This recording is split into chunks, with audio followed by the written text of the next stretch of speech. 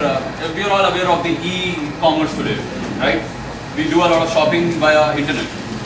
We order something and if we get someone else's parcel, would we accept it? No, we'll give him even for a small mistake. There is no scope for mistake in this business. Mind you, my dear friends, it's very important. There is no scope for a single mistake because heavy volume is involved. At the same time, that involves a lot of value. Crores, each container carries crores here, irrespective to what cargo they carry. So when this is handled here, we have to make sure that every container is stacked at the appropriate place and the appropriate container is being taken away on this appropriate vessel to the appropriate port.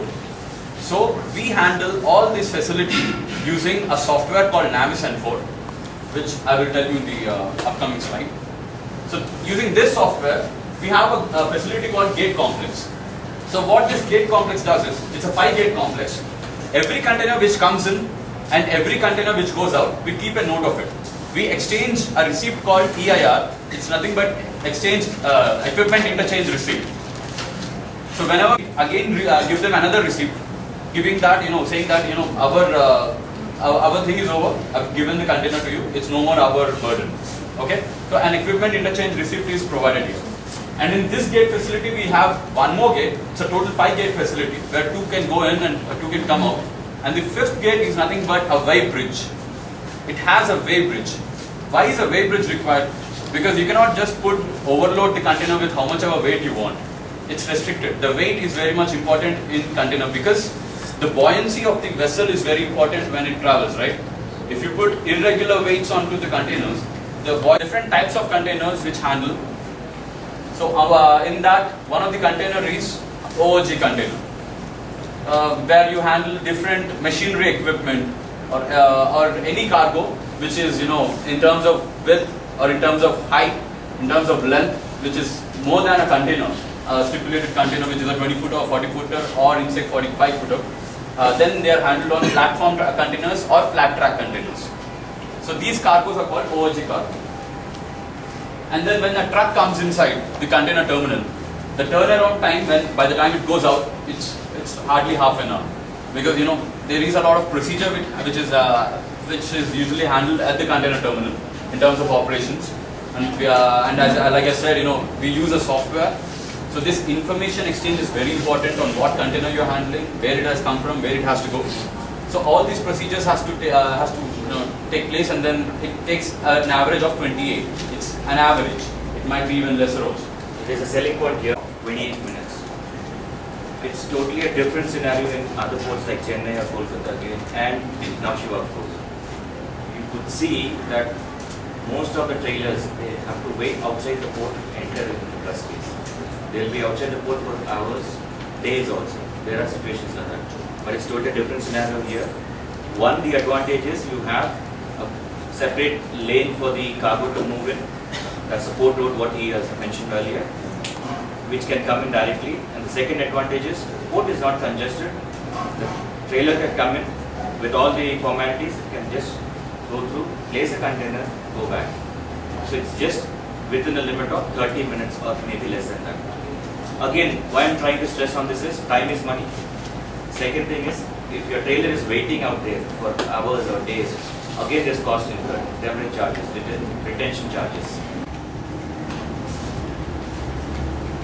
This is the software I was speaking about. Information technology plays a vital role in any industry. Like we all know, it's very tough to monitor this huge facility. For any industry to grow, your software should always be upgraded, which is one of the reasons the ERP systems have come into market. The SAPs, and there are so many students who are getting into the SAP industry as well. Yeah. So this Navis Sparx N4 is a software which is worldwide used, and this software helps us in complete the information interchange within the terminal and outside the terminal as well. Outside the terminal point. Yeah, because if a container is coming, if a vessel is coming, and then we understand, it's a graphical interface. We understand which containers are placed and which containers have to be picked up at this port, which have to be discharged at Visakhapatnam. And again, which containers have to be placed onto the vessel, which have to go to different verticals or different other ports. So ERP IFS is also a part of our organization here, and EDI is also in place. The general manifesto actually talks about General manifesto is the GM when they file it. that is all the customs To talk customary. about the Yeah, vessel. correct. It's for the export and import of the commodity. Not the vessel then. Yeah. It has to go on Vessel to the talks vessel. about Yeah, it. completely. That I'm carrying so. Who is the exporter? Who is the importer? All the details. One majorly about Kolkata with a problem of depth. So what happens is in those areas, a bigger vessels cannot go. So imagine the cargo that is there towards from the east or west has to go to Kolkata. Because the bigger vessels cannot go into it, what happens? The cargo will come and drop down at YZ. A feeder vessel, a smaller vessel will come, pick up the container, and then that will be moved to Kolkata. So that is what transshipment is. Temporarily placed, and then the same container will be moved onto a smaller vessel because of its depth. So that's what we do here. The bigger vessels will carry the containers. Nothing but a schedule, simple schedule. And unfortunately, the CHX that's in the second row, it's not in today yet. It's supposed to be. Which got delayed. It will be working at midnight. Yeah. Or else you would have understood the complete operations. You would have seen a wonderful vessel. In fact, Mr. Rao wanted this day because of that vessel. Vessel, correct. Unfortunately, it got delayed. Apologies, can't do anything. It's part of the world.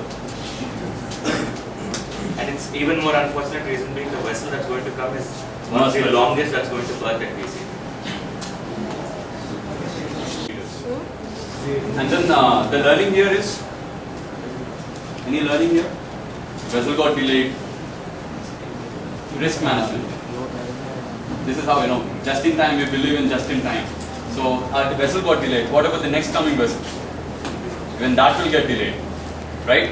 It's under the surveillance of the central government. Whereas any minor and intermediate ports are under the government of state government.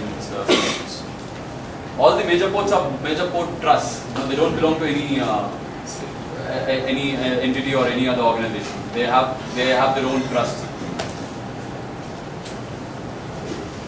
These are the major industries of trade at Visakhapatnam. These are just the major, a very small number. There are a lot more going deep into it, a different analysis. Like I said in the starting, it's one of the best in that. Yeah. These are the other consumer goods, which we also call white cargo. This is how the container terminal is going to get expanded very soon. The facility is right now like this, and we are here. And now the extension is going to come to this breakwater. So the 0.7 million TEUs of handling is going to get increased to 2 million TEUs.